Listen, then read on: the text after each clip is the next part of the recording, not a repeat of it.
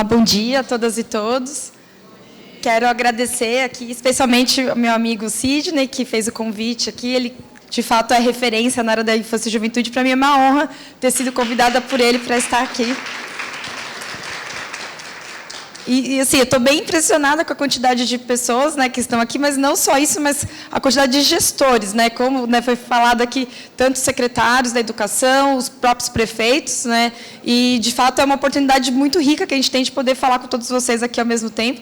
No geral, quando a gente fala, às vezes só tem, né, gente da educação, às vezes só tem o secretário da educação, e a gente precisa muito dos gestores, dos prefeitos contribuindo, né, com a articulação que a educação sozinha, a área da educação sozinha não consegue. O secretário da educação pode querer articular com todo mundo, mas ele não vai conseguir se a gente não tiver ali o gestor, o próprio prefeito, contribuindo para essa articulação. Então, de fato, parabéns por estarem todos aqui, né, e espero, de fato, poder contribuir, né, e eu trouxe bastante coisa aí para a gente, né, coloquei até uma lousa aqui para a apresentação. Eu não sou muito boa de fazer PowerPoint, tá, gente? Então, se desculpem a precariedade, eu sei que o pessoal aí da educação tem várias aí tecnologias para fazer, mas a ideia é a gente trazer essa conversa, né? A gente tentar trazer algum pouco de conteúdo na área. Eu tenho estudado um pouco sobre isso, especialmente sobre a integração da área da educação com o restante da rede de proteção, que a gente percebe ali umas dificuldades muitas vezes, né? E tanto quem está da educação se sente sozinho, como o restante da rede acha que a educação não quer participar, enfim, e sim, esquecem o rol gigante de atribuições que a educação tem. Então, por isso que a ideia é a gente tratar sobre isso, né? E também, diante, né, das circunstâncias aí que a gente, né, vê dos crianças e adolescentes que frequentam as escolas, eu trouxe aspectos um pouco da violência para a gente poder aprofundar um pouco de como, né, essa articulação e essa atuação da educação pode contribuir. Vou começar assim, com o básico, né, quando a gente fala de proteção integral. É o artigo 227 da Constituição, eu sei que todos vocês aqui devem saber, mas tem que ser ali a nossa, né, todo mundo que atua com criança e adolescente, seja de qualquer área, a gente tem que lembrar sempre desse artigo, porque a criança e adolescente não tem direito só à educação, né? Isso faz parte de um pacote de direitos, né, que eu gosto às vezes de chamar assim, que envolve tudo isso que tem ali, né, que é lazer, direito à vida, alimentação, educação, lazer, profissionalização, cultura, dignidade, respeito, liberdade e também, né, convivência familiar, e colocá-los a salvo de toda forma de negligência, opressão, exploração, violência, crueldade. Então, tudo isso é o pacote que uma criança e adolescente, né, tem direito, e com isso que eles vão garantir, vai ser garantido o desenvolvimento integral. A gente chama isso da doutrina da proteção integral. Então, toda vez que a gente fala de proteção integral, é isso, a gente precisa de tudo isso. Só um ou outro direito não vai garantir o desenvolvimento, não vai garantir a dignidade, e não adianta. É importante? É. E aí, só que se a gente não garante tudo para todo mundo, a gente está falando o quê? De privilégio. Se eu garanto educação para algumas crianças e adolescentes, não garanto para todos, e educação de qualidade, garanto aprendizagem, eu estou falando o quê? De privilégio. Se eu garanto o direito à dignidade, a viver sem violência, só para algumas crianças e adolescentes, eu estou falando de privilégio, e não é. Isso é direito. E aí, né, dentro de toda criança e adolescente, o ECA fala que eles são considerados pessoas em desenvolvimento. E aí, para a gente poder garantir, né, esse desenvolvimento, a gente tem que oportunizar para eles, né? Oportunizar isso está no artigo 3º do ECA, expresso, né, que fala que a gente tem que garantir tudo ali para potencializar, né, o alcance, né, do estado físico, mental, moral, espiritual e social, e em condições de liberdade e dignidade. Então, não adianta, né, a gente querer garantir o desenvolvimento da criança e adolescente se eu não der oportunidade e garantir tudo isso para eles. Então, é nosso papel como Estado, né, é nosso papel como rede de proteção, é nosso papel como sociedade garantir isso, né, e não só para os nossos filhos e filhas, para os nossos sobrinhos, nossos familiares, é para todo mundo, né, principalmente nós que atuamos ali no Estado e com as políticas públicas. Bom, a gente fala bastante de rede, né? Eu sei que muita gente sabe disso, mas eu gosto sempre de partir, né? Eu falo isso porque, né, quando estava na VAR, às vezes a gente está atuando lá na área da infância, né? Então eu lembro, nunca vou esquecer que a gente às vezes combinando lá as audiências concentradas, vendo quem ia chamar, e falava a rede toda, aí a escrevente nova lá, toda constrangida, liga para mim, ainda falou assim, olha, vocês falaram aqui da rede, quem que é essa rede aí que vocês querem que a gente chama para audiência? E ela atuava na vara da infância e juventude. Então, só para assim, às vezes a gente fala, né, usa esse termo rede de proteção, mas na verdade a gente está falando do sistema de garantia de direito que o ECA prevê ali, né? Porque assim, como a Constituição e o próprio ECA traz a garantia da proteção integral, para a gente conseguir garantir a proteção integral, eu preciso de ter muita gente, todos os profissionais que vão atuar para garantir todos esses direitos e os serviços envolvidos ali. Então, é todo mundo ali que atua para a área da infância. Isso inclui a educação, inclui professores, gestores, mas também profissionais da área da saúde, os profissionais que atuam ali na linha de frente e os próprios gestores também, ali a área da assistência social, o Ministério Público, Conselho Tutelar, Judiciário, Defensoria Pública, todo mundo aí, né? Inclusive a área profissionais da área do lazer, que garante a cultura, tudo isso está no bolo, né, da rede de proteção e sistema de garantia de direito. E se, né, a gente tem até um desenho que a gente usa de um colega lá do MP do Paraná, que é do Murilo de Diácono, que são várias engrenagens. Tudo isso, para a gente poder ali no final ter como resultado a proteção integral, eu preciso de todas as engrenagens estarem funcionando conjuntamente, né? E aí, é isso que a gente fala, para a atuação ser eficaz. Só para falar, eu sei que tem, às vezes a gente está tirando foto ou anotando, no final tem até o QR Code para vocês pegarem, né, a apresentação e também vai ser disponibilizado aqui para o pessoal, né, dos inscritos também. Mas podem continuar anotando, fiquem à vontade.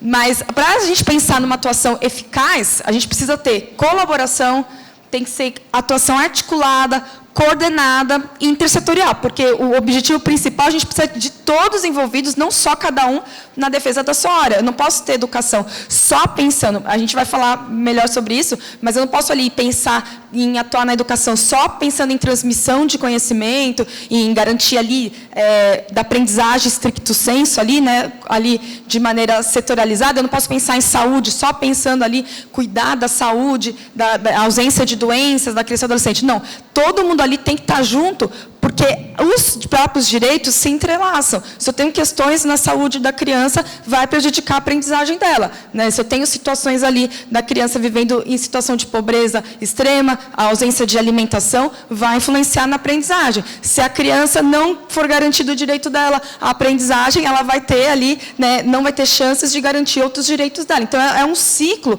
que todos os direitos estão entrelaçados e todos nós também. Então, não dá para me fechar, apesar de nós não sermos preparados quando a gente estava na faculdade ou quando a gente está estudando, né,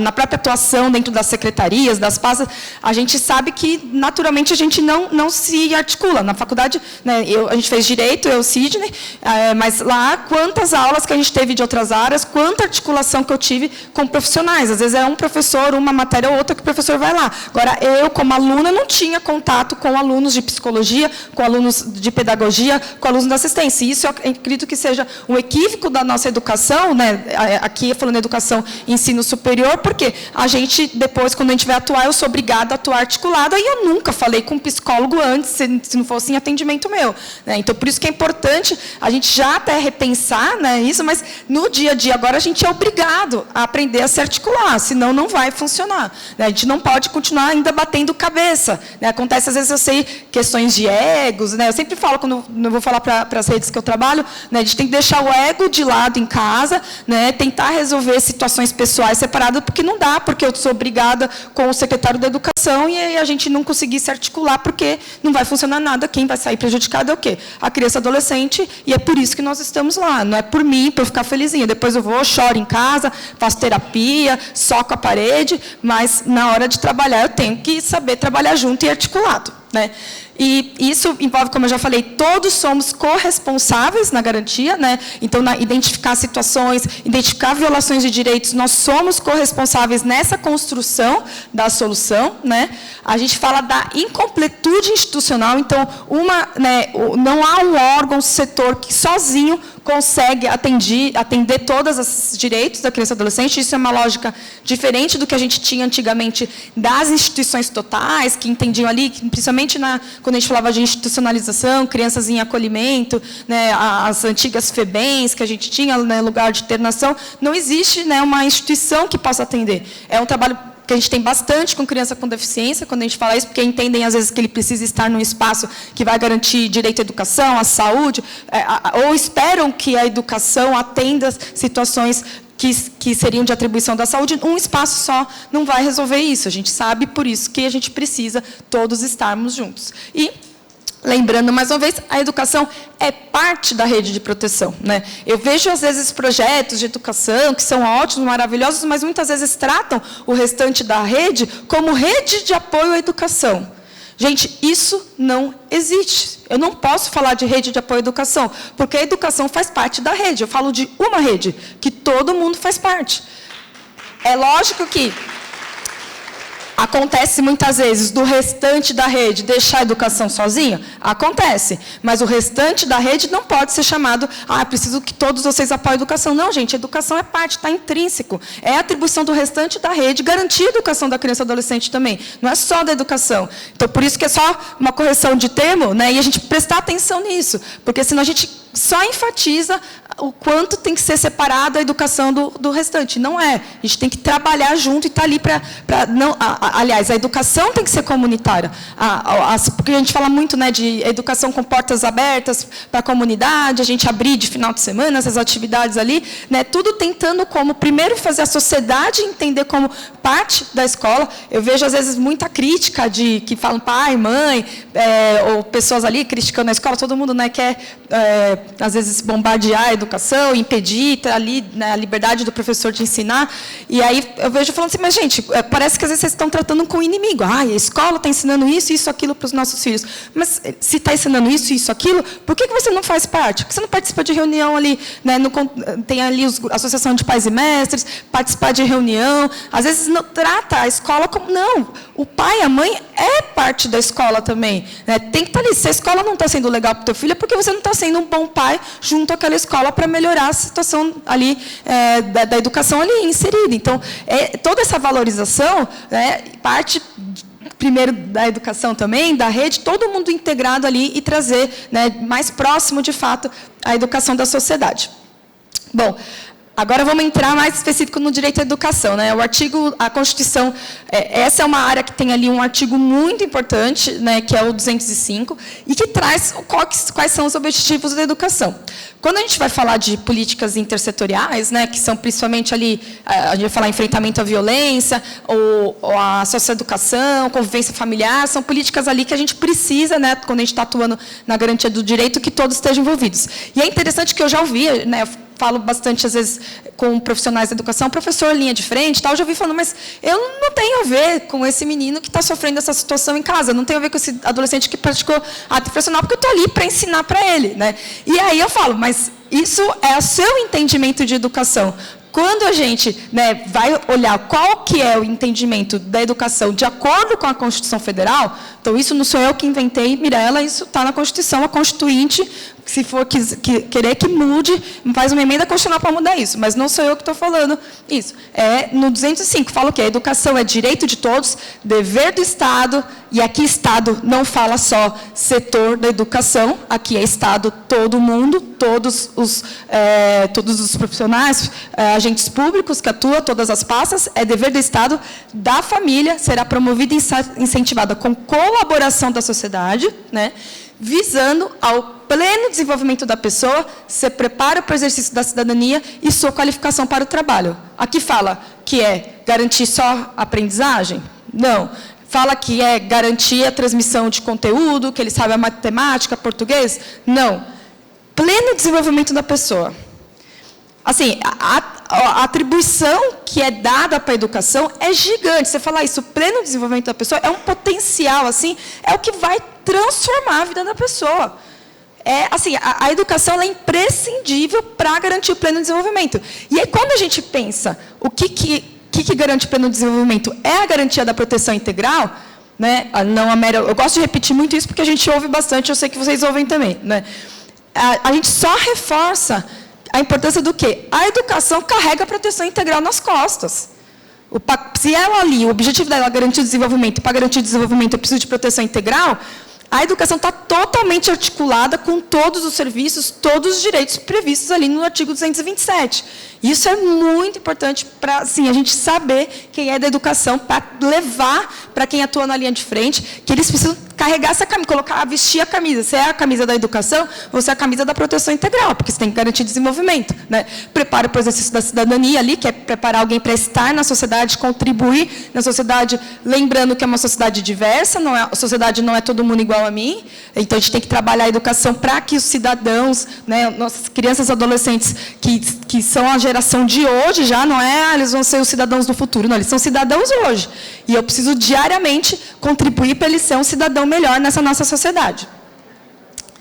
E agora entrando em alguns detalhes, né, da importância do direito à educação. Eu sei que todo mundo está careca de saber aqui, mas trouxe só alguns destaques aí para a gente reforçar o quanto a educação é importante. Então, ela vai ser a porta de acesso para os demais direitos, como eu falei, aí isso tem muitos estudos trazendo isso, pessoas que têm, né, um nível de escolaridade maior, ela tem um maior acesso aos direitos, principalmente por conta do conhecimento, por conta, né, de poder saber que ela tem direito àqueles direitos, né?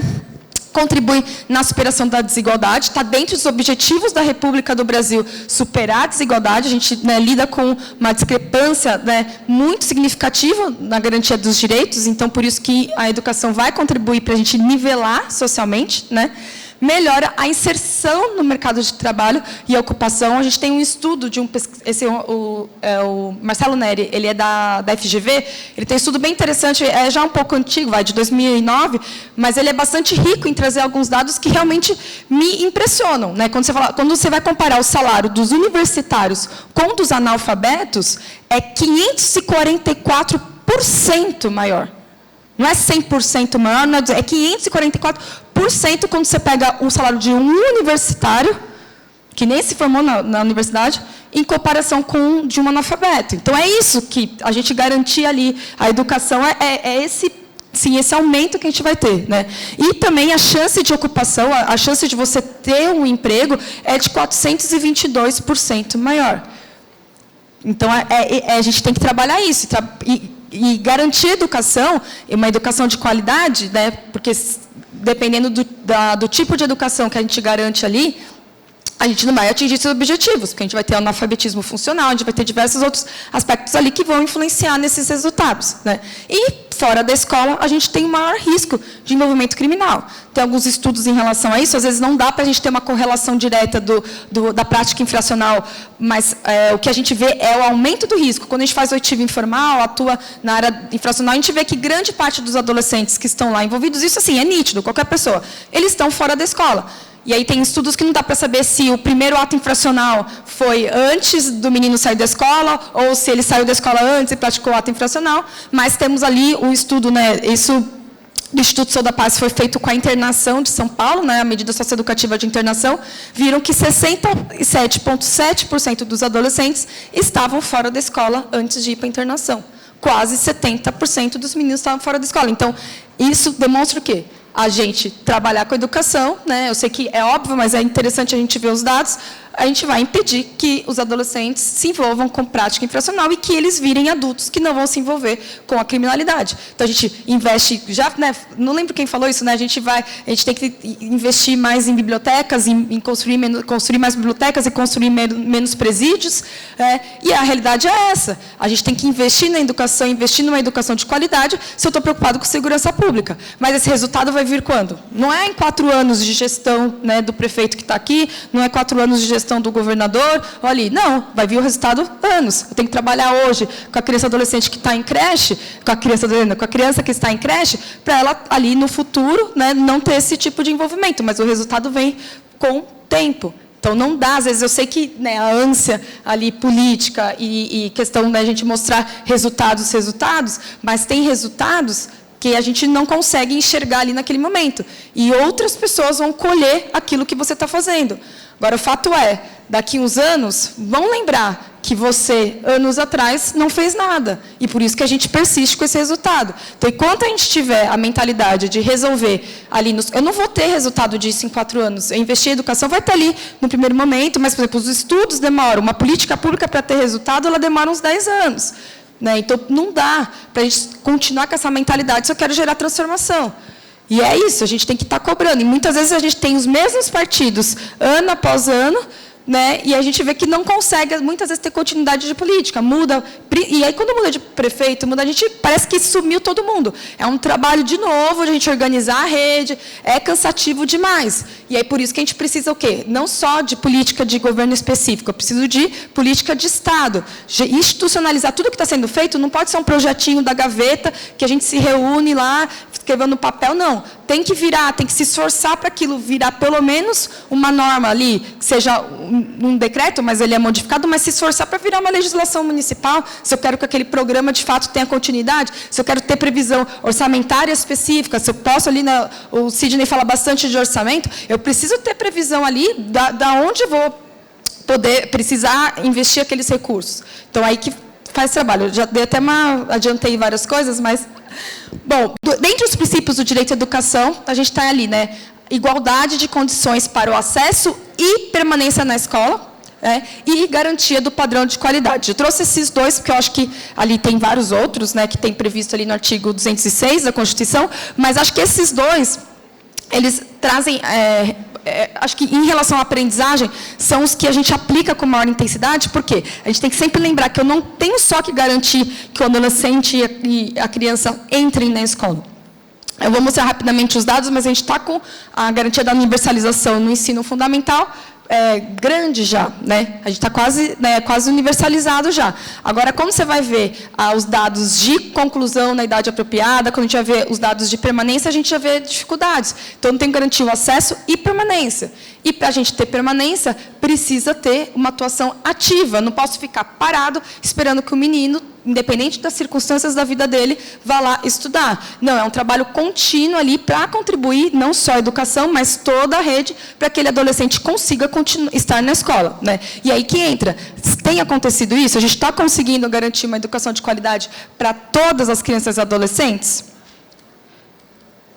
Então, vamos ver agora esses dados. Esses são dos dados do Anuário da Educação de 2020, que analisa de 2019. Vou esclarecer porque está tão atrasado assim. O de 2021 foi dados relacionados da pandemia, ali, de 2000, que foi em relação a 2020. Então, os dados não são tão ricos quanto esses antes da pandemia, que teve, né, a suspensão das aulas presenciais. E, em 2022, a gente não teve porque o MEC parou de fornecer os microdados dos exames. Então, isso inviabilizou, né, que o Todos pela Educação fizesse essa análise mais aprofundada. 2023, provavelmente 2022 ainda os dados, talvez, acho que em 2024 a gente consiga, né, a partir da abertura novamente de alguns dados. Então, vamos aguardar. Mas, analisando ali, em 2019, a gente tinha de 6 a 14 anos, 99,7 crianças na escola, isso é muito alto, né?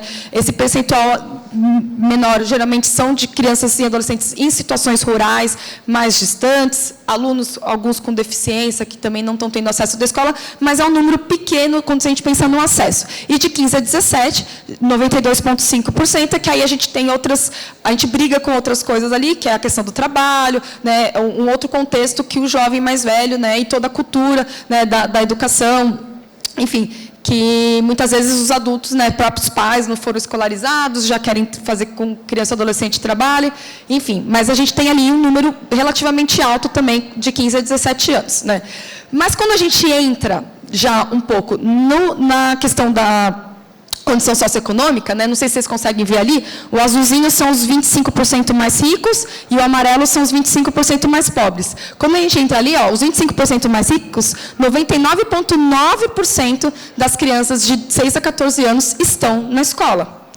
E, quando você pega os mais pobres, 99,5%. Ainda está um dado alto, não tem uma diferença grande. Mas, já no 15 a 17 anos, a gente vê uma maior diferença. Então, 98,3% dos mais ricos estão matriculados, enquanto 90,2% dos mais pobres estão matriculados. Então, a gente vê 8%, uma diferença grande.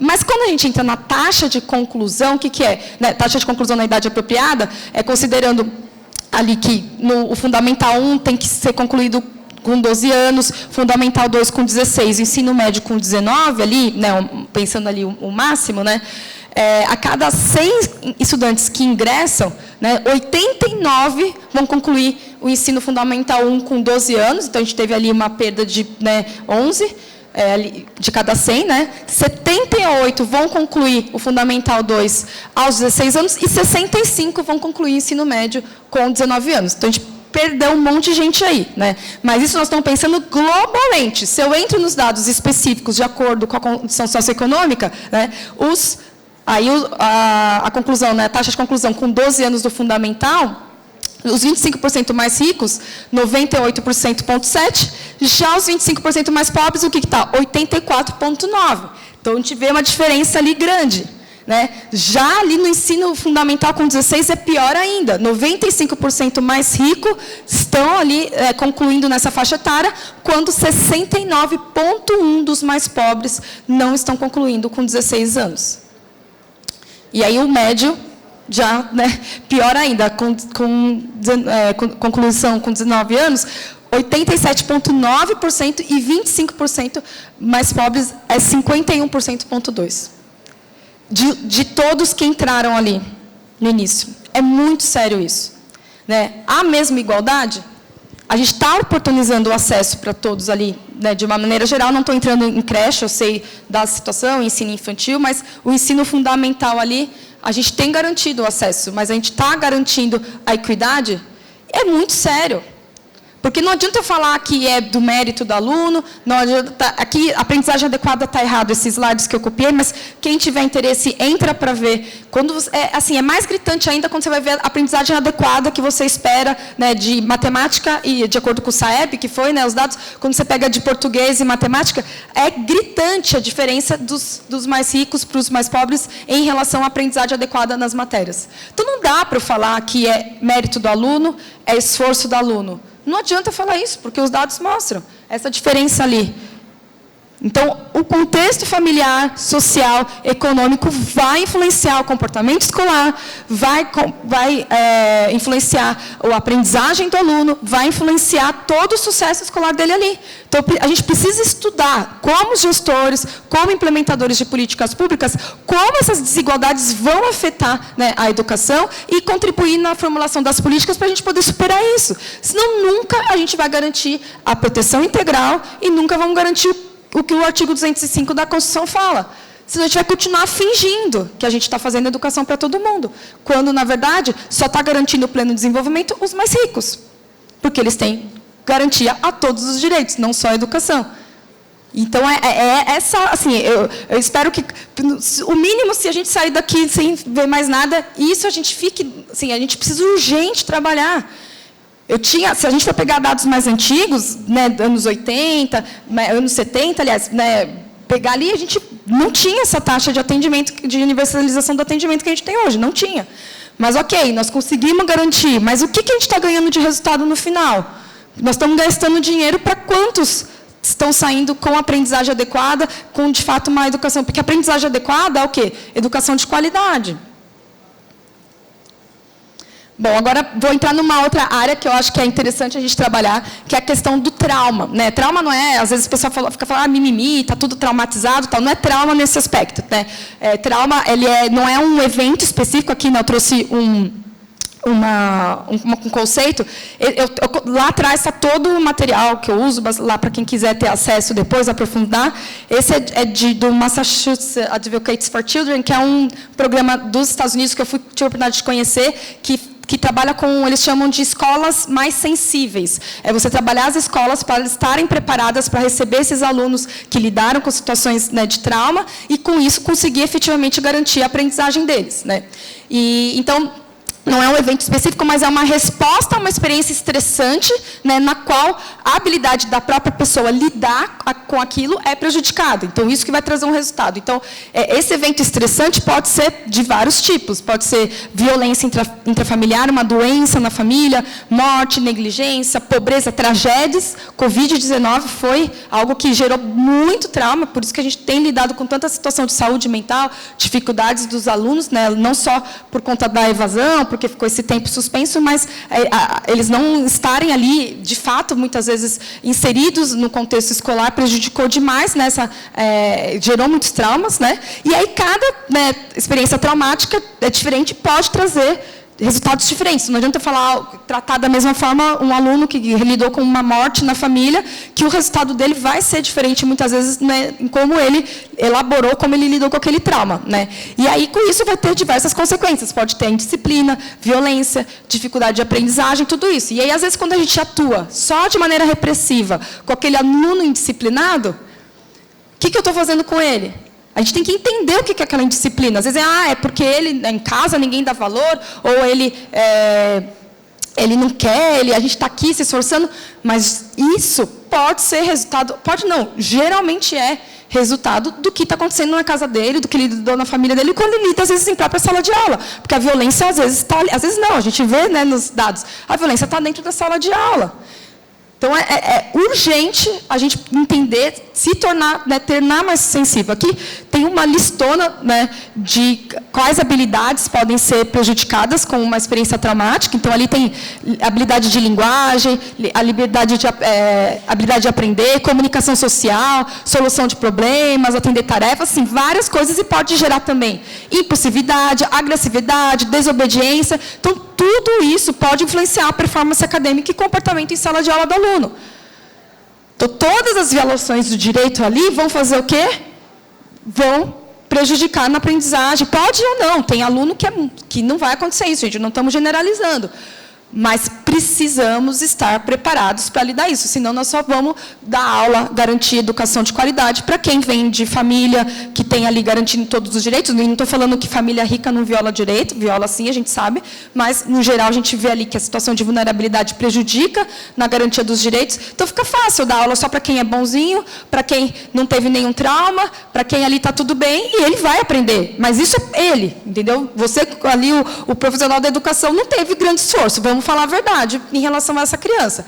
Agora, o desafio da gente poder garantir o que é o potencial da educação é para justamente aqueles alunos que estão em situação de vulnerabilidade, que já vem de um ciclo familiar disso, de pai e mãe que não estudou, pai e mãe que sofreu trauma, pai e mãe que teve violação de direito, e aí cabe aqui, nós estamos tendo a oportunidade ímpar de quebrar esse ciclo na vida dessa criança e desse adolescente, para que ele consiga ficar até o fim e ter os benefícios da educação, e aí a vida dos filhos deles, a gente vai ter que ter menos esforço com os filhos deles. Então, o investimento que a gente está tendo agora é para o futuro, a gente vai ter que ter menos esforço de garantir tudo isso em relação às próximas gerações. E é essa a oportunidade que a gente está tendo hoje.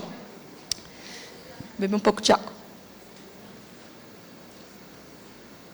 Então, é importante a gente ter essa mudança de cultura da escola, tornar a escola mais sensível, preparar, né, para lidar com esses comportamentos, a gente estruturar, porque não adianta eu falar isso e jogar no colo do professor a bomba. Não, eu preciso preparar eles para lidarem com isso, estruturar a educação e articular com a rede, porque é imprescindível para a gente poder, né, ter essa articulação e garantir, porque, né, de fato, um professor não vai resolver o problema de violência sozinho, o problema de violência que aquela criança adolescente tem em casa.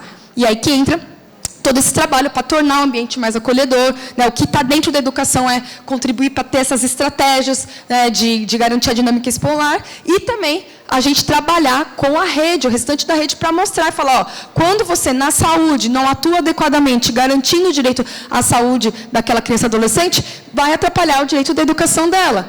E aí tem que ser o esforço maior de todos nós, dentro das nossas atribuições, trabalharmos ali e pensarmos em estratégias conjuntas também. Então, a aprendizagem vai além da transmissão de conteúdo, a fundamentação está ali, como eu já falei, o artigo 225, o artigo 208, 8º da Constituição, traz esse dever do Estado, por meio da educação, também garantir o atendimento de outros direitos, ali fala expressamente da alimentação escolar, tem assistência à saúde, tem também transporte, né, que garante ali o acesso. E a gente tem uma lei importante de 2019, do final de 2019, que é a 13.935, que fala da necessidade de a gente ter equipe técnica, com psicólogo, assistente social, disponíveis para a educação. Não é para fazer atendimento clínico, esse profissional não é para fazer atendimento psicoterápico, não é para fazer atividades que deveriam ser da área da saúde, mas é justamente para contribuir nessa articulação com outras demandas que extrapolem a demanda assim, estritamente pedagógica, né? E a rede também tem essa responsabilidade, e todos os direitos são imprescindíveis para garantir a aprendizagem do aluno. como está ali, né, no artigo 13, inciso 3º da LDB, fala do dever de garantir a aprendizagem, mas quando a gente vê a palavrinha aprendizagem, vocês já têm que estar com tudo por trás.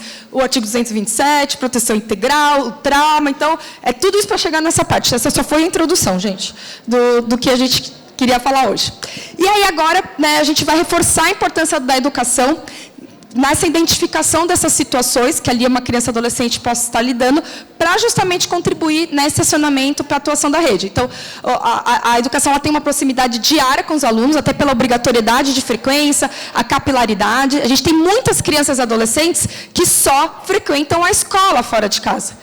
E quando a gente pega dados em relação à violência contra criança e adolescente, 80% da violência sexual, quase 80%, né, quando a gente vê os dados de segurança pública, ocorrem onde? No ambiente doméstico. Com pessoas conhecidas, com parentes próximos, 80%. E essas crianças e adolescentes, muitas vezes, elas só saem de casa ali para brincar, por ali, então elas não têm contato com nenhum outro adulto, outro profissional. E aí, onde que ela vai ter esse contato com outro profissional, com um adulto, com alguém que possa garantir seu direito? Na escola. Quando a gente suspendeu as aulas presenciais, o que aconteceu? Reduziu o número de dados. Ah, porque agora as crianças estão sofrendo violência. Menos? Não, porque a gente perdeu os nossos olheiros, né, de garantia da proteção integral, que são os professores, os gestores escolares. Ali existe, muitas vezes, uma relação de confiança, gente. Principalmente quando a gente pega as crianças mais novas, eles são apaixonados pelos professores ali, eles viram, né, deuses para eles. Então, essa relação tem que ser aproveitada para justamente garantir a aprendizagem, mas por meio da gente identificar também situações de violação de direito, né? E identificação de sinais de abuso. Tem várias circunstâncias que a educação precisa, né, tem condições de contribuir. E aqui, por isso que a gente reforça, né, vocês aqui, gestores, a importância de a gente trazer esse tipo de formação para os nossos profissionais que estão ali na linha de frente, até para eles terem segurança também, né? Então, tem até a pesquisadora, a Bronzo, ela traz, fala, né, usa esse termo que eu gosto de usar, que a escola é um para-raio ali, né, das situações de violação de direito, situações de risco que a criança e o adolescente estão lidando, né? E não é apenas esse papel ali da educação de encaminhar. Não. A educação é parte da solução do problema, como já falou. Então, a educação tem que contribuir nessas estratégias conjuntas ali para a gente pensar na superação, mesmo que envolva outras áreas, saúde mental. O que a gente vê muitas vezes, esse menino está com uma situação que ele está agitado, ele está com um transtorno TDAH, não sei o quê, vamos encaminhar ele para a educação, aí dão um remédio para ele, ele vai ser, e volta que nem um zumbi para a escola, às vezes não está ali nem aprendendo nada. A educação aí não pode deixar só para a saúde resolver esse problema. O que adianta ter um menino que está voltando totalmente medicado para a sala de aula, ele não vai atrapalhar, não vai fazer bagunça, mas não está aprendendo nada? Nós estamos cumprindo o objetivo? Então, assim, faz parte, a educação tem que participar dessa discussão. E falar, entrar em contato lá por meio da mãe ou a própria rede e falar, ele voltou, agora tudo bem, está mais calmo, não está quebrando a cabeça de ninguém, mas ele não está entrando nada na cabeça dele, ele não está aprendendo nada. Então, trabalhar justamente, né? A gente vê muito isso com criança acolhida, a gente normalmente tem mais contato na área da infância dessa questão da aprendizagem com as crianças e adolescentes acolhidos, que têm todos esses problemas potencializados porque sofreram diversos traumas na vida deles. E aí que a gente vê essa dificuldade, muitas vezes, de compreensão dessas situações, né? E a gente teve mudança, pelo menos nas comarcas que eu trabalhei, em relação a essa sensibilidade, de, às vezes, ligar para acolhimento toda hora, olha, ele está aqui atrapalhando a aula, vem buscar ele, eu não sei o quê, eu sei que, lógico, a gente lida com diversas circunstâncias ali, com várias outras crianças que estão, mas, a partir do momento que a gente chamou os professores, os gestores, para participarem das audiências concentradas, a gente percebeu, assim, uma mudança grande. Quando eles viram a quantidade de pessoas que trabalham para garantir os direitos daquela criança, todo esse contexto da ausência familiar, a dificuldade que tem, na área da saúde, todo mundo, assim, sério, mudou totalmente a sensibilidade desses professores e a gente parou de ter ligações para ir buscar. Eles davam um jeito, arrumavam uma atividade, tiveram uma sensibilidade maior. E é isso que eu preciso ter em relação a todos os alunos que estão ali. Não só aqueles que você participa de uma audiência e vê lá 30 profissionais tentando garantir os direitos. É por isso que tem que fazer parte. Que quando você entende o global daquele menino, você fala, gente, eu vou me matar para fazer ele estar aqui, conviver com os colegas, aprender, ter uma vida digna, uma vida livre, dar essa oportunidade para ele. Bom, vamos lá, que eu do tempo para a gente poder ter, não sei se vai ter tempo de debate depois, mas vou tentar. Bom, na área do enfrentamento à violência, né, que eu falei que eu ia entrar um pouquinho, né, a gente tem a Lei 13.431, e agora a gente tem a Lei Henri Borel, né, do ano passado, que ela trata sobre esse sistema, sobre essa articulação intersetorial que criança e adolescente tem que, né, ter garantido quando eles são vítimas de violência. E aqui é papel assim, imprescindível da educação estar articulado ali, né, e trabalhar dentro dessa sistemática. Né? Então, aqui eu listei alguns aspectos da importância da educação específico no enfrentamento à violência. Então, o primeiro aspecto que eu acho que é o mais importante é a prevenção. Eu sei que a repressão, ou a gente garantir depois, para quem já foi vítima de violência, é super importante, é para a vida daquela criança, mas é muito melhor eu evitar que essa criança, né, sofra violência e, né, e garantir uma mudança na mentalidade da sociedade. Então, a prevenção ela é maior, não é em relação àquela criança, aquele aluno específico, mas quando a gente fala em educação, é uma mudança de cultura que é por meio da educação que a gente vai garantir primordialmente isso. Então, a gente fala da conscientização social e transformação cultural, aí por exemplo, a gente trabalhar com campanhas, né, trabalhar assim para ter atividades na escola que envolvam as crianças, envolvam os pais, envolvam a comunidade, é isso, né, que é o papel educativo amplo da educação. Né?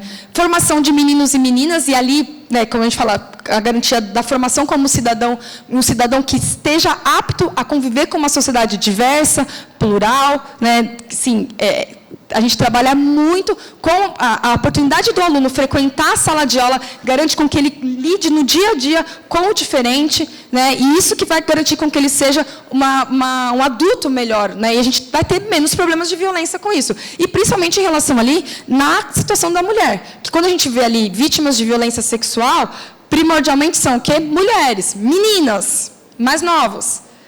E aí, a educação, desde os pequenininhos lá, menino e menina, trabalhar para eles entenderem o que é a mulher. Mulher não é objeto do homem, o homem não é superior à mulher, ela não está ali à disposição, que tudo isso, a violência contra a mulher é resultado de tudo isso, do patriarcado, né, e todo esse trabalho que tem que ter. E é na educação que a gente tem que vai trabalhar, né, poder trabalhar ali desde, né, hoje a gente faz, mas a gente, na verdade, remedia os problemas do passado, da falta, né, de contribuição. Não é exclusivo, né, eu falo ali, a educação, a família faz parte, mas a gente começando ali, né, como diversos assuntos são tabus dentro de casa, o importante vai ser, aliás, como em muitos locais, o violador do direito, né, sexual, principalmente ali de muitas meninas, é de parte da família, eu não vou querer que aquela família que vá trabalhar com esse assunto com essas crianças.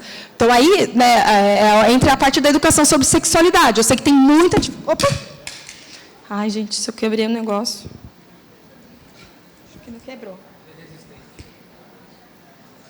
Eu acho que perdeu a pilha aqui.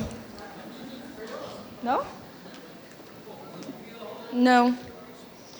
Enfim, passou? Ah, então tá bom. Funciona com uma pilha só. Não, é uma pilha só. Desculpa, gente. Bom que o pessoal prestou atenção agora. Mas quando a gente fala educação sobre sexualidade, né? Foi de propósito para vocês agora. Educação sobre sexualidade. Eu sei que, gente, vira um tabu, vira uma confusão, vão ficar gravando o professor em sala de aula, vão pegar os livros, vão jogar na fogueira do inferno. É um caos. Mas ninguém está falando aqui em sexualização precoce. Ninguém está falando aqui que é para a gente ensinar a criança de 1 ano a ter relação sexual. Não é isso. Isso é o quê? A gente trabalhar de acordo com cada faixa etária, pedagogicamente ali, né, para, principalmente, autoproteção. A criança precisa saber identificar e pedir ajuda, mas até aí não é para a gente fazer o terror, a gente gerar um trauma da aula lá, a criança está vivendo uma vida maravilhosa, aí você vai lá, mostra os vídeos, não sei o quê, você vai ser vítima. Isso não, isso você que vai estar traumatizando aquela criança. Mas é trabalhar, preparar os profissionais que atuam para cada faixa etária, preparar. Isso não é estímulo à prática sexual, isso é diferente, não é isso que a gente quer. Né? E eles têm direito de receber essas informações, conhecer seu corpo, saber sobre consentimento, privacidade, prazer e o que é situação de violência. Isso a gente precisa.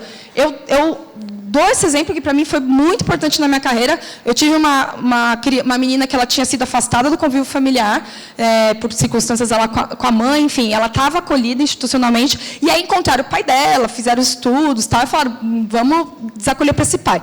Nesse contexto que eu entro naquela comarca, eu não participei, né, desse desacolhimento, e ela já estava um tempo com esse pai, enfim. E aí ela tinha, acho que 12 anos, de 10 a 12 ali. E aí, nesse contexto ali da vida dela, tá a vizinha que levava ela na escola com os filhos dela. E a vizinha começou a achar o pai muito ciumento em relação aos filhos. Não deixava ela brincar com os meninos. 10 anos, menina nova, assim, brincar com os vizinhos. Né? Não deixava conversar direito. Enfim, ela começou a achar meio esquisito, né? Ali, a mãe dos vizinhos, e aí, num dessas, conversando com ela, conversa lá, conversa vem, descobriu que ela estava sendo abusada pelo pai dela. E aí, quando essa criança, até arrepio quando falo isso, quando essa menina foi ouvida em relação a isso, na época nem tinha 13461, essa questão da escuta, não lembro como foi esse contexto, mas quando veio no relatório ali que ouviram ela falou assim, ele me dizia que era isso que os pais faziam com as filhas. Ela era uma cidade rural, que a gente tinha ali, afastada ali, né, de São Paulo, tudo. Ela nunca teve um pai, essa menina. Ela vai com o pai, e o que ela entende como o que o pai faz, que ele ensinou para ela, é o quê? Relação sexual. Ah, meu Deus, sim. E essa menina frequentava a escola todos os dias. E ela não sabia, com 10 anos, que uma criança não tem relação sexual com seu pai. Uma criança, um adulto, qualquer pessoa, não é? Você tem relação sexual quando você estiver na idade apropriada para você, né, que você querer com uma pessoa que você goste. Então, é isso que a gente está falando, gente. Isso eu vivenciei, não é eu li, não falei. Então, quando a gente vê essas campanhas para não falar sobre isso, é em casa que fala, assim, é o maior absurdo. Isso não é política pública. E eu falo isso, a questão de abstinência sexual também, fala bastante sobre isso. Assim, eu sou de criação evangélica, assim, o que você fala, o que você trabalha com seus filhos, maravilhoso o trabalho com eles, mas isso não pode ser política pública. Eu não posso esperar, eu tenho que trabalhar para que as crianças, quando elas estiverem no momento certo, com a maturidade adequada para ter um sexo saudável, esteja apto àquilo. Mas eu não tenho que falar, não vamos transar nunca, vamos esperar o casamento, para quando você está lidando com uma diversidade religiosa, de entendimento, uma série de coisas. E é sério isso. E eu falo isso também com conhecimento de causa. Pai, mãe e pastor.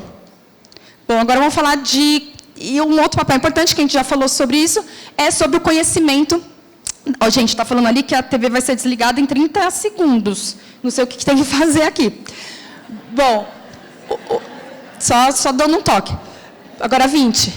Então, o conhecimento da violência, né? É um outro aspecto importante, né? Em todos os espaços ali que a criança interage, vai ser importante. Saúde, todas as áreas. Mas na educação, que a gente já trouxe ali, né, enfatizou essa importância que vai ter. Então, a gente tem formas de a gente conhecer a violência, por meio da revelação espontânea. Então, quando você traz, né, esse tipo de conteúdo em sala de aula, desligou? Quando a gente vai ligar, né? Ou uso aquele ali. Quando a gente vai trabalhar esse conteúdo, ótimo.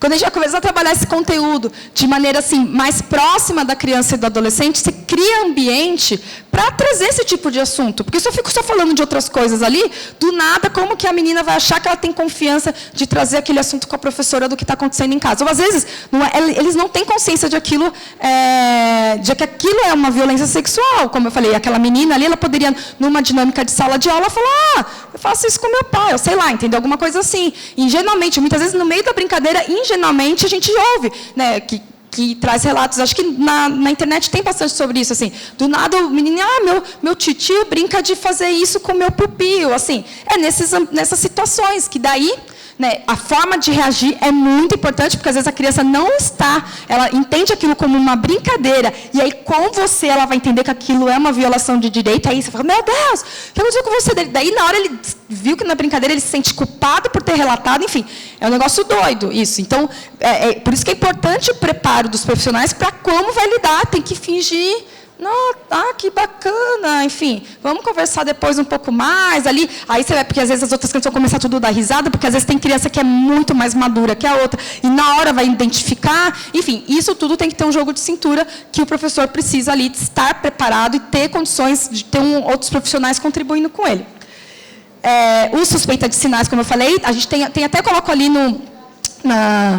na bibliografia no final, tem um material bem interessante do MEC, antigo, falando essa questão desse trabalho de sinais. Então, a gente, às vezes, preciso trazer um curso internacional para vir dar aula sobre isso. A gente tem muitos materiais já, tem o curso do MP de São Paulo, que no final, quem quiser acessar é grátis. A gente teve bastante gente, mais de 20 mil pessoas que fizeram o curso, que às vezes você usa essas coisas para ser o ponto inicial e traz rodas de conversa, traz um trabalho assim, né, que não precisa ser um curso caro, muitas vezes, para a gente poder garantir isso. Peraí, tinha mais um ali que eu esqueci de falar. Essa importância do preparo, né, para a oitiva, para esse acolhimento, para essa revelação espontânea, justamente para a gente evitar a revitimização desnecessária e a violência institucional, que essa reação é a forma que a gente vai ouvir. Por isso que é importante a educação estar inserido, né, todo o fluxo da Lei 13.431, nessa sistematização de enfrentamento, para saber para quem caminha, o que faz, se não bate cabeça. Eu, no Centro de Apoio, em São Paulo, eu trabalhei um tempo no Centro de Apoio, eu recebi a mensagem de professor, direto me perguntando o que fazer. Gente, isso ele tem que conseguir trabalhar com o seu coordenador pedagógico, tem que trabalhar dentro da secretaria, porque tem que estar articulado. Ele não pode ficar, eu avisei o coordenador, não foi feito nada. Não. E às vezes foi feito e ele que não está sabendo. Então, dá um retorno. O professor está preocupado, ele está no dia a dia ali com o aluno, né, trabalhar isso com eles. Bom, vou ficar mais um pouquinho, sei para... Você está controlando o meu horário aí, né, Cid? Eu estou controlando aqui, mas vou continuar. Você...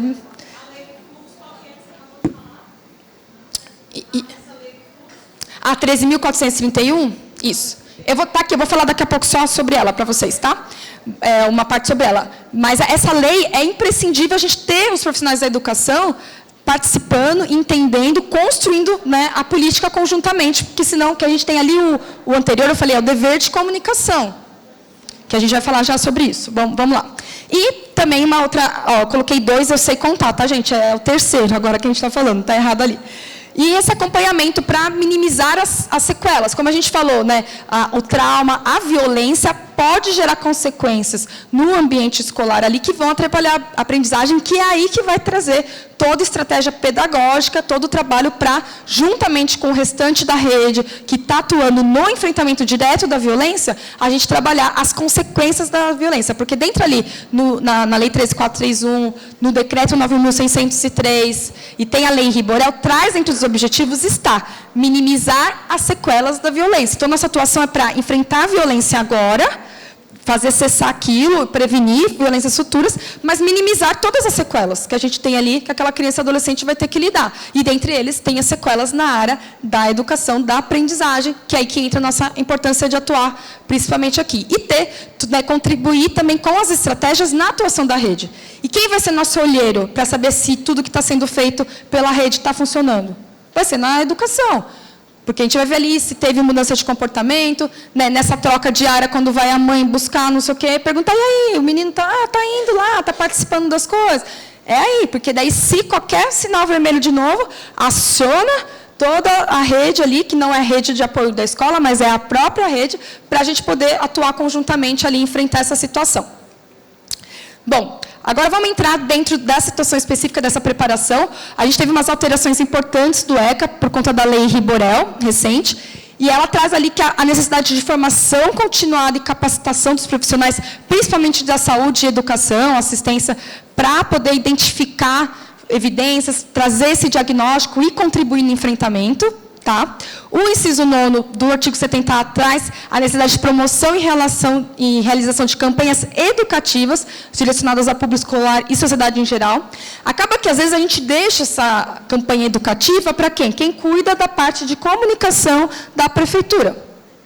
Gente, campanha educativa não é a comunicação da prefeitura que faz. Está dentro da estratégia, mas campanha educativa é global, entre todos os setores, e principalmente educação. O próprio nome diz, educativa, educação. Eu acho que, às vezes, é gritante a gente ver, quando a gente vai ver uma publicidade, e fala assim, isso não passou por nenhum educador, para ter vindo desse jeito. Então, aí que é importante essa articulação. Não dá para falar em campanha de enfrentamento à violência sem ter...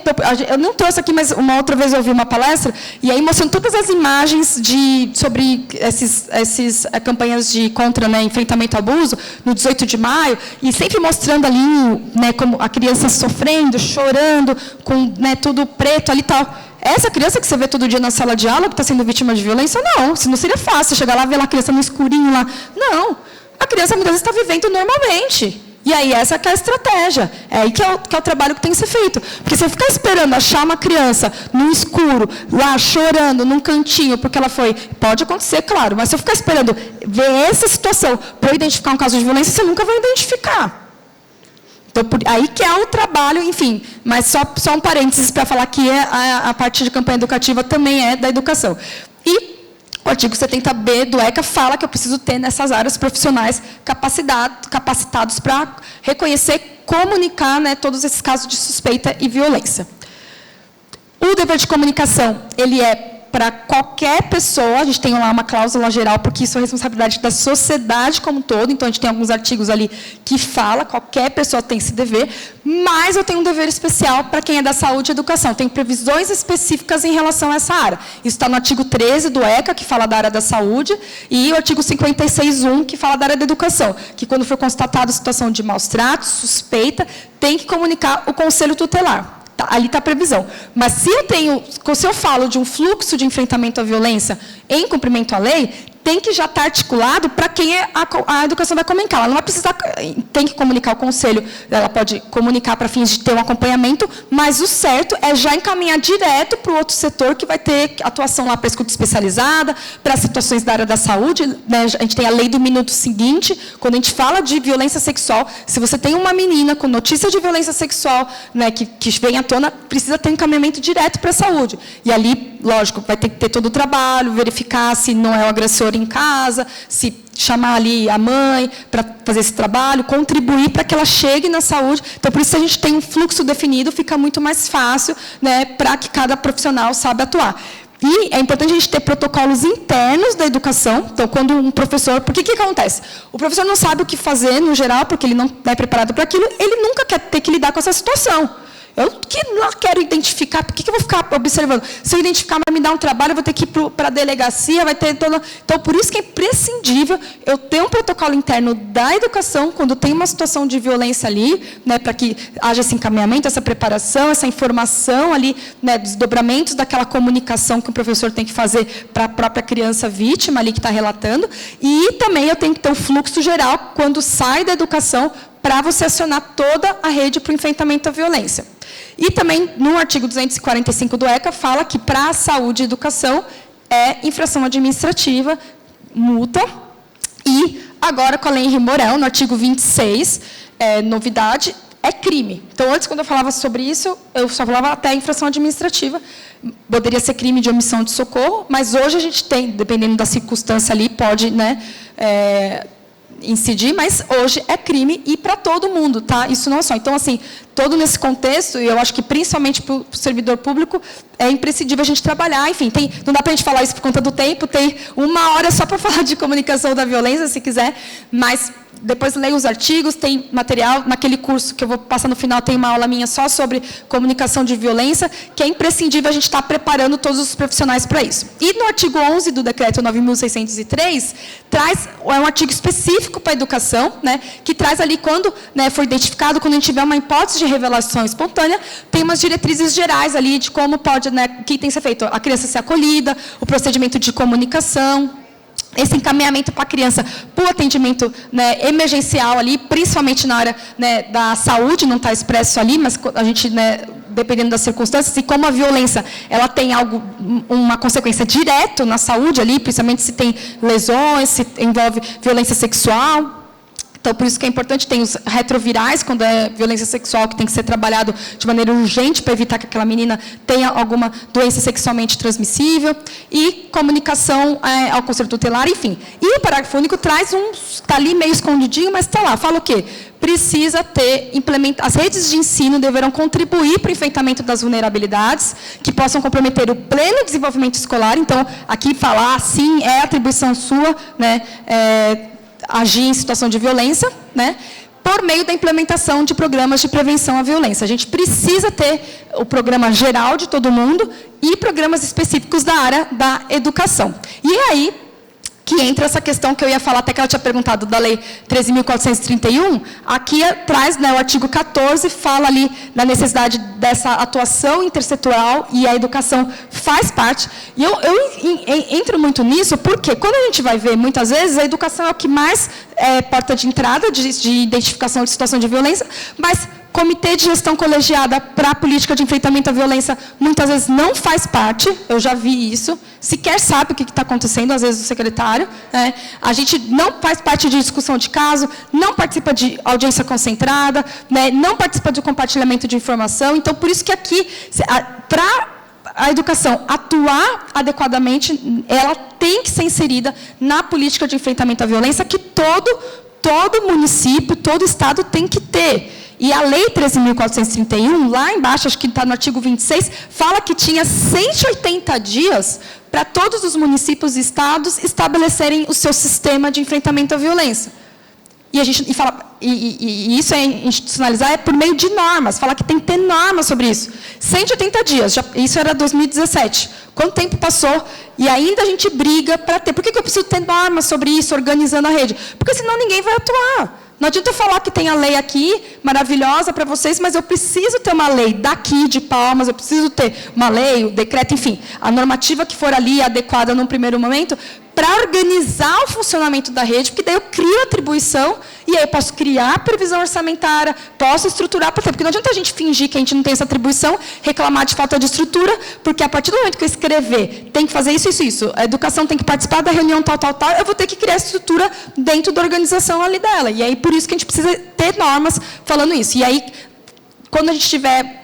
Ali a gente tem agora a resolução 235, super recente, do CONANDA, que enfatiza essa necessidade de criação do Comitê de Gestão Colegiada, que é um comitê para organizar a política, que vai ter representantes de todas as áreas ali, né, que atuam no município no enfrentamento à violência. A partir desse comitê vão ser definidos os fluxos de atuação da rede, que tem que incluir o fluxo que envolve também a educação, tem que participar da discussão de casos e elaboração de um plano de intervenção para essa criança vítima de violência, que vai ter ali consequências em diversas áreas, da assistência, da educação, da saúde, que vai precisar de ter um planejamento. Pode ser necessário aplicar medidas de proteção, como afastamento do convívio familiar, o afastamento do agressor. Então, tudo isso é importante a educação também participar, até porque, vamos dar um exemplo, tivemos o afastamento do agressor em relação àquela criança. E aí, às vezes, está lá, na hora de você levar a criança para o responsável, quem vai buscar? O pai agressor. Como que a educação não teria que ficar sabendo disso? Como? Tá o pai, está ali registro escrito lá, não sei o quê.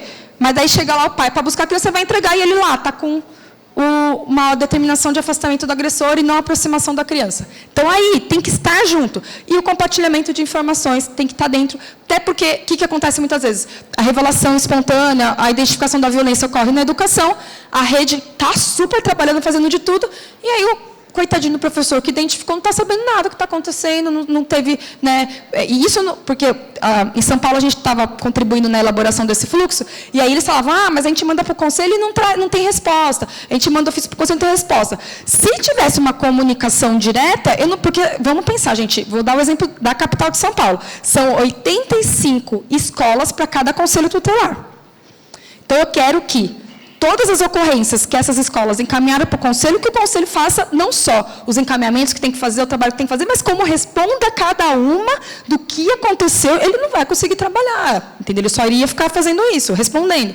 Então, por isso que é importante ter um sistema de compartilhamento de informações, que as pessoas que têm responsabilidade ali para atuar, porque a gente tem que tomar cuidado com situações que envolvam o sigilo, mas aqueles que têm responsabilidade de atuar, tenham acesso, né? A gente tem o CIPA, que é do Conselho Tutelar, que toda a rede, se contribuir, se trabalhar junto, vai poder, né, compartilhar, mas se não, enquanto não houver isso, tem que haver uma forma de comunicação rápida para a gente haver essa troca e a gente ter as escolas o seu próprio feedback, sem precisar ser um relatório, um ofício formal, né? Enfim, aqui eu falei, enquanto não houver essa política organizada, né, é importante haver a comunicação, então, do conselho e encaminhar para outros serviços direto do que já foi constatado ali, como a saúde, assistência e também equipamento que fará escuta especializada, se tiver já definido ali dentro do seu órgão municipal, né. Já para final, tem mais alguns minutinhos para a gente falar de violência ou que é melhor que encerra? Hã? Tem? Então tá bom. Então eu vou falar da violência no ambiente escolar.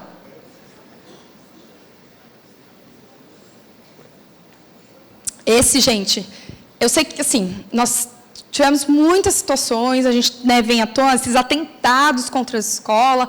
Eu não vou trazer solução para isso, eu vou só mencionar alguma coisa, mas meu objetivo aqui é a gente trabalhar o que está dentro da educação em relação ao enfrentamento da violência diária que ocorre aos alunos. Eu não estou querendo que nenhum professor aqui seja super-herói, que ali o que vier, esses atentados, enfim.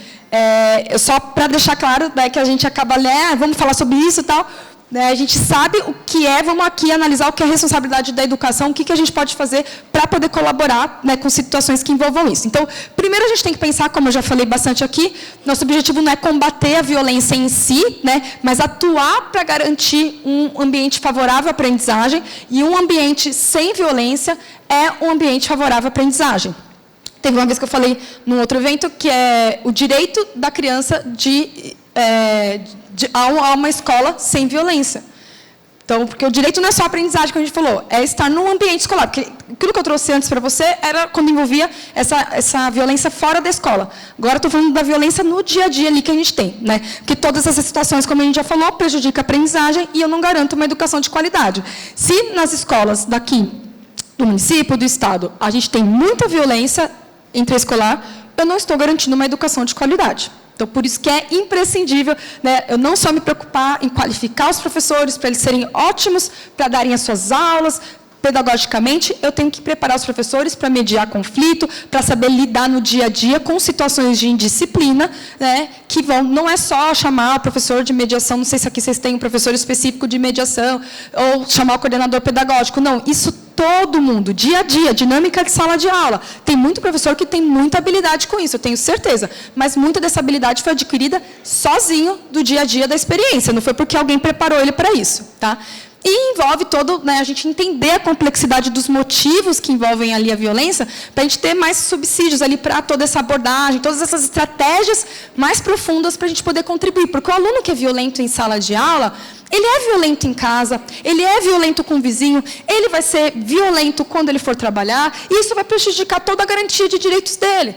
E, às vezes, quando a gente lida com um aluno violento, eu penso sempre, porque a gente sempre fala isso, esse aluno não pode vir mais para a escola, porque está prejudicando a educação de todos os outros alunos. Mas e a educação dele? E é problema dele. Não, é problema seu, é problema meu. Porque eu também tenho que garantir a educação do adolescente que toca o terror na sala de aula. Porque a Constituição não fala, o ECA não fala, vamos garantir a educação só de quem é bonzinho, maravilhoso. Não, como eu falei, o desafio da educação é esse. E a gente tem muito isso com ato infracional. Questão de adolescente que pratica ato infracional, que às vezes está cumprindo o meio aberto, está dentro da escola, a dificuldade que a gente tem de a escola trabalhar bem com aquele aluno, para que ele seja inserido, porque esse seu trabalho em sala de aula com o aluno que foi autor, não estou falando que é fácil, tá, gente? Só estou falando que é o direito primeiro. Mas esse trabalho com esse adolescente autor de ato infracional, pode viabilizar que ele nunca mais se envolva com nenhum crime. Você vai contribuir com a diminuição da criminalidade da sua cidade, do seu estado, do seu país, se você trabalhar bem com esse adolescente. E aí que vem o ponto. A gente precisa preparar os professores para isso. Não adianta jogar bomba para ele, colocar ali, chacoalhar, e ali está o Osama Bin Laden, fulano, tudo na mesma sala de aula. Não vai dar certo. Então, esse trabalho, toda essa estratégia. Por que eu preciso ter equipe técnica? Para poder contribuir com isso. Né? Porque é profundo. Esse aluno ali, o autor de violência, a gente olha como vítima, eu não estou falando, vão falar para mim, leva para casa, então, esses meninos. Eu já fui falar essa questão de redução da maioridade, a gente já sou traumatizada. Que eu sou contra, a gente faz todo esse trabalho que tem que ter, eu fui participar de um programa, ficaram todo mundo esquecendo. Fala para a promotora levar para casa, e não sei o quê. Foi isso mesmo. Então, assim, mas eu falo que assim, a gente primeiro tem que identificar a responsabilidade para eu cobrar a estrutura do gestor. Não sei se falar, não tenho atribuição com isso e vamos viver. Não, você vai continuar tendo esse problema na sua sala de aula. Mas aí que a gente precisa contribuir, fortalecer, né, para que essa escola tenha estrutura e, principalmente, essas situações de violência, não é uma violação de direito só a aprendizagem. É a rede inteira que tem que contribuir também. E aí que entra a importância dos gestores, dos prefeitos, de todas as outras pastas, estar do lado da educação para poder garantir. Bom, duas frentes de atuação a gente tem que ter quando a gente fala de violência. Então, uma é a repressão de atos graves, atentados contra a ocorrência. Então, a gente tem que contribuir para ter a rápida intervenção ali para conseguir cessar aquela violência, encaminhar para a polícia ali esses casos para haver responsabilização também, e uma articulação com a segurança pública, preparar os profissionais escolares para acionar emergencialmente, ter linha direta, ronda escolar ao redor da escola. Eu não sou a favor de a gente ter policial dentro da escola, porque escola é lugar de pedagógico, não é lugar de punição, e a segurança não tem que ser garantida no ambiente e ter como acionar rápido e dar estratégia, né? E a outra frente, que aí que nos cabe com maior ênfase, é essa atuação preventiva e articulada com o restante da rede, né? E aí, por isso, com um programa de enfrentamento à violência, aqui não um programa em relação à prevenção à violência como um todo, mas especificamente desse violência no âmbito escolar, é imprescindível. E isso está... bom, só... não, isso aqui eu já repeti. E aí, por isso que a gente falando desse programa mais específico, né, toda vez que tem esses casos, a gente vira aquele fuzuê, aquela confusão toda, e aí toda a situação pequena, não sabe o que fazer, como lidar. E aí que a gente fala, isso já estava previsto na LDB, já está lá há muito tempo. Aí, quando a primeira pessoa, a gente, né, principalmente quando está no centro de apoio, o promotor liga, meu Deus, a escola está acontecendo isso, e daí eu pergunto, a escola tem um programa de enfrentamento à violência? A escola, porque o artigo 12 não fala a Secretaria da Educação, não fala o Ministério, o MEC, fala o quê? Os estabelecimentos de ensino. Eu preciso que cada estabelecimento de ensino tenha uma previsão do programa no seu PPP, no seu projeto político-pedagógico, abrangendo ali todo o que está no rendimento interno. Eu preciso ter as regras ali de convivência, que seja feito e trabalhado com os alunos. Não adianta eu ter uma regra de convivência de 1950. Né? A gente tem que ter uma regra de convivência de 2023, trabalhado com aqueles alunos que você está ali, que cada ano são alunos diferentes, são alunos pós-pandemia. Enfim, a gente tem que ter todo o estabelecimento de ensino com o PPP, que tem que trabalhar elaborado com toda a comunidade escolar, com pais, alunos, isso que vai garantir que não adianta eu trazer regras. Eu tenho um regimento interno, vai receber advertência ao adolescente que fizer isso, vai ser suspenso se fizer. Está resolvendo isso? Não está. Então, por isso que é importante. E ser discutido, trabalhar com os pais, isso é o primeiro passo ali, imprescindível. E isso está na LDB, está ali no inciso 9 específico, fala que tem que ter medidas de todo estabelecimento de ensino, tá? Medidas de conscientização, prevenção e combate a todos os tipos de violência. Tem no inciso 10, ações para a promoção da cultura de paz nas escolas. E no inciso 11, fala da promoção de um ambiente escolar seguro, que envolve questão também de enfrentamento à drogadição. Isso tudo aqui precisa estar articulado com a rede, uma série de coisas, mas é uma responsabilidade da educação. E a gente tem vários exemplos no país todo, né? Não sei se aqui tem algum específico, mas a gente tem vários ali, o Conte até 10, vários programas super bacanas que a gente tem que contribuir para os gestores escolares ali, né, que atuam diretamente em cada estabelecimento de ensino, tenha, né, elabore isso, aprimore, adeque. Não adianta eu pegar aqui para um município do interior, pegar o programa de Palmas, porque a realidade é diferente. Então, por isso que é importante cada um trabalhar. E no artigo, a gente tem uma lei, a Lei 13.185, o artigo 4º fala dos objetivos que tem que ter nesse programa. Essa lei é específica da violência escolar, é específico sobre o bullying, né, e a gente esquece até dela. Toda vez parece que, do nada, nunca aconteceu aquilo, nunca a gente lidou com uma situação dessa, né. Por isso que a gente fala, às vezes, que a gente tem excesso de leis, mas não é que a gente tem excesso de leis que não são cumpridas. Eu tenho excesso de leis que os gestores municipais e estaduais não estão trazendo para o seu âmbito. Porque eu não adianta ter essa lei 13.185 e querer que o professor atue no enfrentamento à violência, porque essa lei não é para ele. É para ele também, lógico, mas essa lei é para o gestor. Ele tem que fazer um programa com esses objetivos, capacitar, trabalhar. É isso. E, para mim, é maravilhoso a gente estar falando com a maioria aqui com o gestor. Né? Normalmente eu falo isso para professor, eles ficam lá, tudo feliz e tal. Sabe, vocês não estão felizes, porque eu estou falando para o gestor. Essa lei é para vocês. Enfim, aí agora, só para fazer um resumo, e a gente já vai finalizar, das estratégias ali que a gente tem para o envolvimento da educação, num resumo como um todo do que a gente falou. Né? Daria para a gente falar 1 zilhão de coisas, cada área tem outros aspectos que é importante, que é da questão de evasão escolar, em medida socioeducativa, isso tudo eu mencionei, mas que a gente, pelo tempo, não dá. Mas, dentro aqui, o que a gente falou, a gente precisa ter um programa específico de enfrentamento à violência, como eu falei, né? Ali tem todos os artigos para fundamentar certinho. elaborado com a comunidade escolar, projeto político-pedagógico, tanto para situações que envolvam violência no âmbito escolar e as violências das crianças que elas são vítimas e que a gente precisa ter articulado com a rede, formação dos profissionais para isso, para identificação de sinais, para saber criar um ambiente para revelação espontânea, recursos pedagógicos para eles garantirem a aprendizagem independente do que a criança passou, a vida dela, lidar com os que foram vítimas de violência, né, e também proporcionar esse melhor acolhimento dos alunos, professores e mediação de conflito escolar, né. A efetiva inclusão da educação, como eu falei, nessas políticas intersetoriais. Hoje aqui a gente discutiu uma só, que foi a situação da violência, mas a gente tem a política de convivência familiar, tem as medidas socioeducativas, né, tem tudo isso são políticas que a gente precisa ter regulamentado a forma de atuação da rede como um todo, e a educação tem que fazer parte, né. Sobre essa articulação da rede, o Plano Nacional da Educação, está ali a Lei 13.005, de 2014, no artigo 8º, fala o quê? Na elaboração dos planos de educação, devem ser incluídas estratégias que assegurem a articulação das políticas educacionais com as demais políticas sociais. O plano da educação, ele não é elaborado só pela educação. O plano da educação é um plano do município, do Estado, do Brasil, né, quando é nacional. E aí que é o ponto, às vezes o plano da educação é só da educação, mas se eu tenho no plano previsto a articulação da rede com a educação, tem que ser cumprido.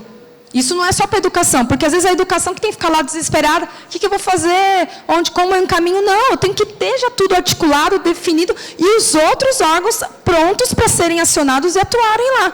É uma dificuldade imensa quando a gente tem situação, às vezes, emergencial de saúde na escola, que a saúde não vai atender. Não colabora para atender. Eu sei que tem gravidades e gravidades, mas eu já vi casos graves que o professor lá, com a situação super séria, o menino caiu, bateu a cabeça e ficou horas esperando um atendimento médico. O que você quer que esse professor faça? Pega essa criança, bote no carro e vai com o carro dela e deixa uma sala com 40 alunos sozinha?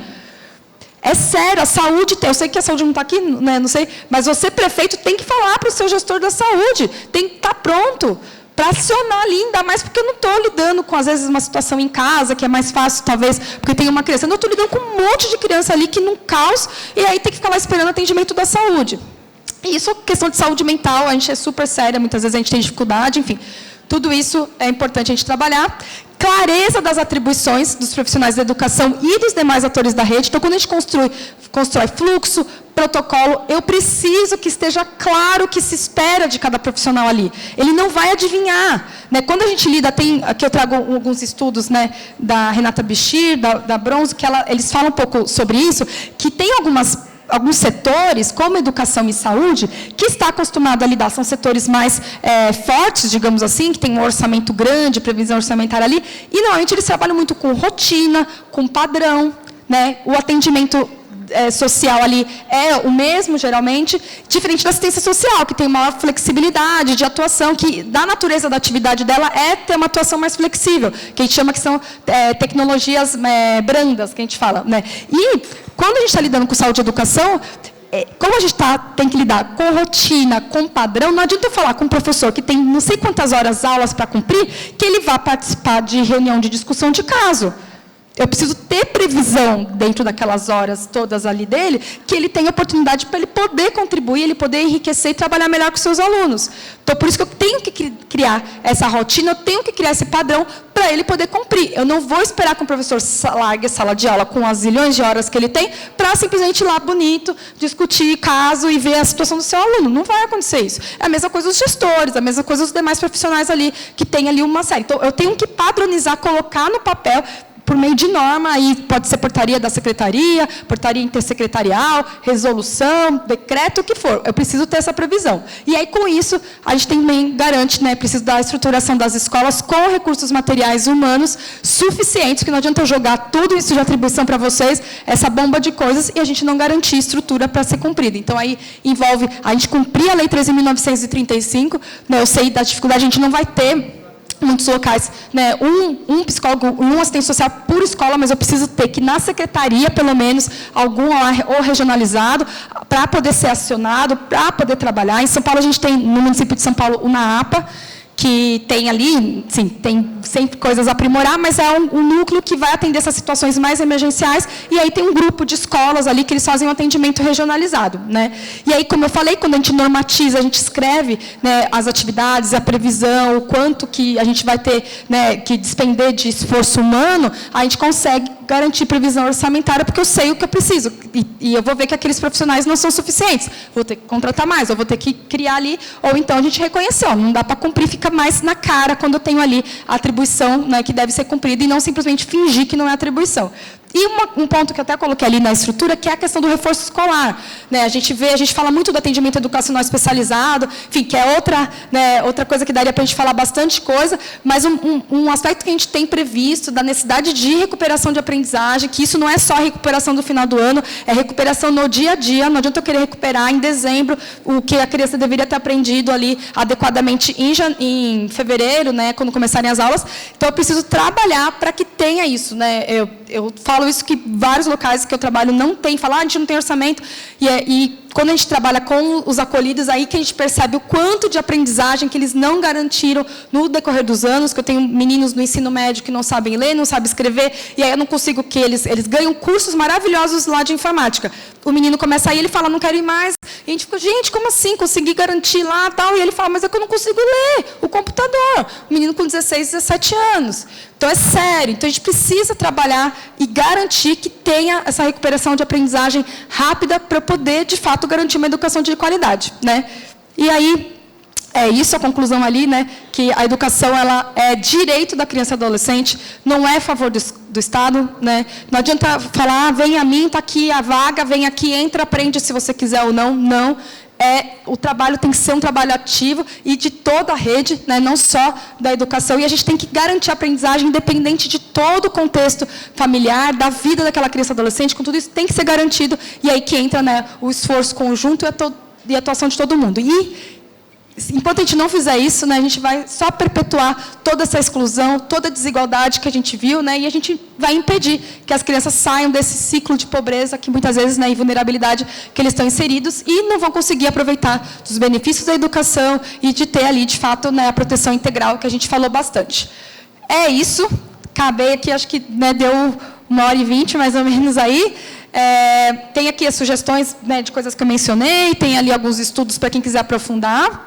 O curso que eu falei para vocês... Opa, voltou aqui. O curso que eu falei, se vocês clicarem em cima, vai entrar na página do curso. Esse curso, ele está já na 2ª edição, a gente atualizou algumas coisas, incluiu outras, né, tem a colega Renata Riviti, que é a coordenadora do Centro de Apoio do MP de São Paulo, referência no assunto que organizou, na época eu estava na Escola Superior em São Paulo também.